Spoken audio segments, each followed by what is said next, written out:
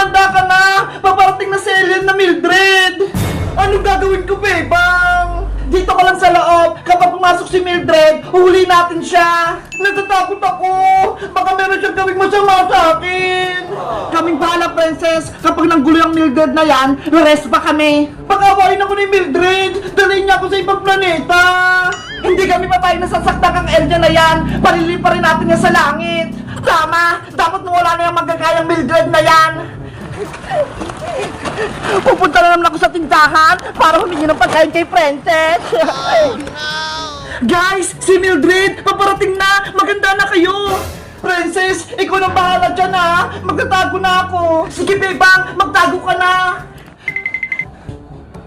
Princess, walang ngipin. Nasaan ka na? Ano naman kailangan mo, Mildred? Gutom na naman ako, kaya bigyan mo ko ng maraming chichirya. Na naman, marami ka nang kinain ah. Hindi kasi ako nabubusog eh, kaya gusto kong kumain ng marami. Ikaw na lang kaya kumuha dito sa loob ng tindahan para hindi mo na ako utusan. Talaga? Pwede ako pumasok dyan? Hindi magagalit sila Bebang? Hindi yun, wala naman si Bebang eh, kaya pumasok ka na dito sa loob. Okay! Nandito na ako sa loob! Gulat ka, no? May kapangyarihan kaya ako.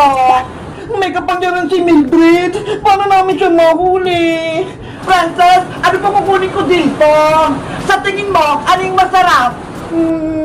Kahit ano, Mildred, pwede mong kunin. Sigurado ka, ha?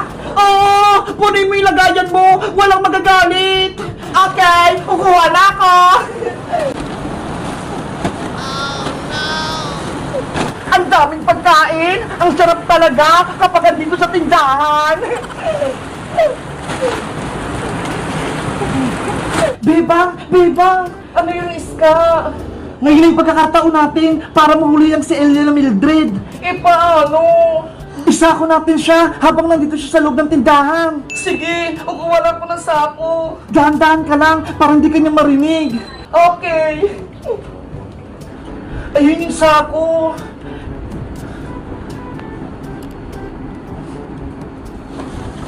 Pwede na siguro to. Sino yan? Naku, narinig si Bebang.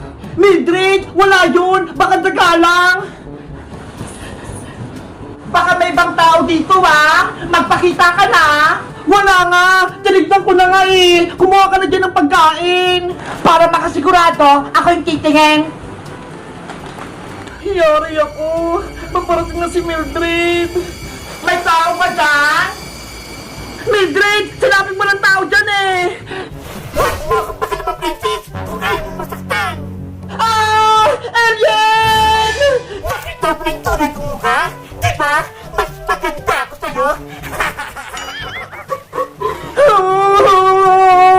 Nakatakot yung itsura niya! Bebang, ngayon na! Huliin mo na si Mildred! Hay, anong pangit! Tumingin ka rito! At sino ka naman? Hindi ka narapat dito! Kailangan mong mahuli! Ayos! Tagumpay yung plano namin! Princess! Tawad mo ako! Ayoko may kamukha! Kaya dapat mawala ka na rito, Mildred! Magsisisi kayo kapag meron kang ginawang masama sa akin! Hanapin kayo ng ibang alien! Naku! May darating pang ibang alien! Guys! Sa tingin nyo, anong gagawin namin kay Mildred? Mag-comment lang kayo para sa 5-5! Bye!